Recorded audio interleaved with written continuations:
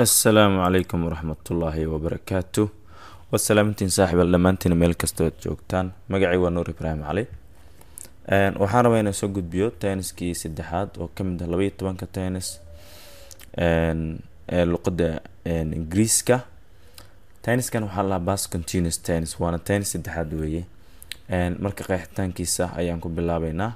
Is used to waxaa loo isticmaalaa for an action fala loo isticmaalaa weji kaaso was happening dhacay in the past xilli la soo dhaafay and still going on weliina socda.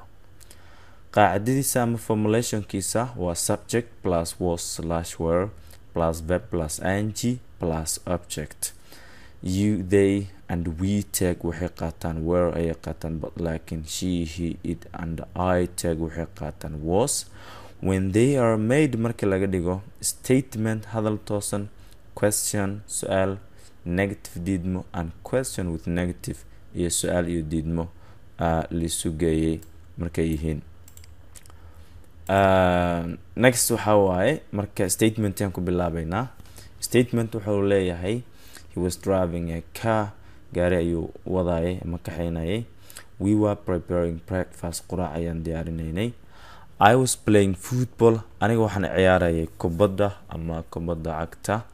Question su'aal ka dhig marka intaani was tan iyo were tan iyo was tan ee banaanka loo wada saaraya. Was he driving a car, isay gaari ma kaxaynayay. Waa we preparing breakfast, anaga quraac ma diyaarinaynay. Was I playing football, aniga kubadda ma ciyaarayay.